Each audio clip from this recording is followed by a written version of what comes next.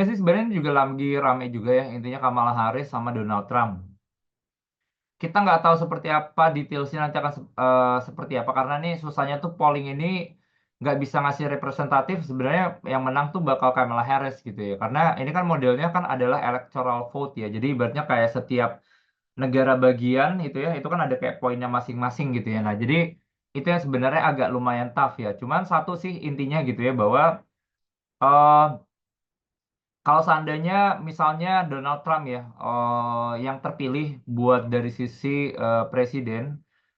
Intinya sih sebenarnya satu ya, kalau kita ngeliatnya arahnya Republik itu selalu sama gitu ya. Kalau kita kayak lihat tone-nya tiap tahun ke tahun tuh mereka tuh bakal kayak nurunin pajak. Which yang kedua itu adalah nurunin dolar tuh akan lebih murah sebenarnya karena tujuannya mereka tuh lebih pengen dorong ibaratnya kayak barang mereka tuh bisa laku di negara orang. Jadi intinya rupiah dolar tuh nggak boleh mahal intinya, biar barang mereka tuh jadi murah. Arahnya sebenarnya seperti itu sih.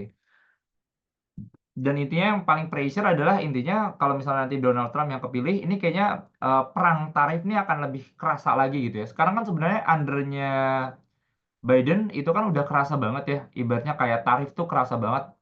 Contohnya udah kelihatan gitu. Maksudnya banyak kayak produk-produk China yang ibaratnya kayak yang spesifik ya. Contohnya yang high sophisticated, misalnya kayak semiconductor yang high tech gitu ya. Nah, ini nggak boleh ada yang kirim nih bahan bakunya gitu. Mereka nggak mau nih China ibaratnya jadi kayak negara superpower yang canggih banget.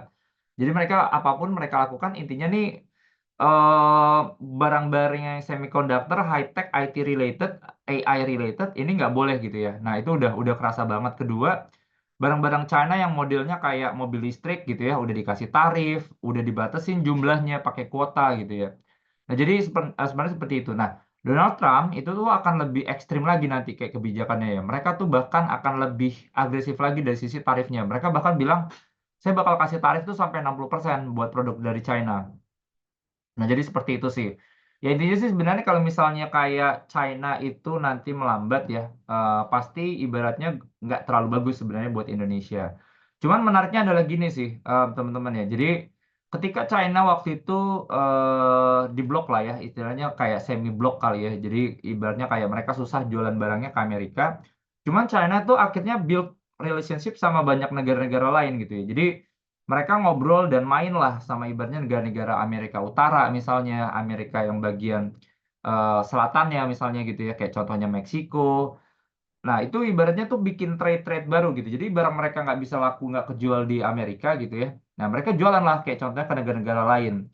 Nah jadi itu yang sebenarnya menurut kita juga kayak eh, jadi dilema juga sih bisnis sebenarnya posisinya gitu ya. Cuman kalau saya lihat sih intinya sebenarnya dari posisi sekarang kalau seandainya nanti Trump ya harusnya nanti dia kepilih jadi ini in overall sih sebenarnya neutral ya neutral.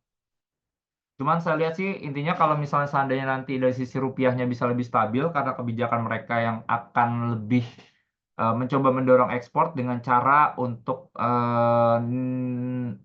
suku bunganya akan lebih rendah dan sisi dolarnya juga bakal lebih rendah artinya sih sebenarnya bisa positif buat rupiah ya.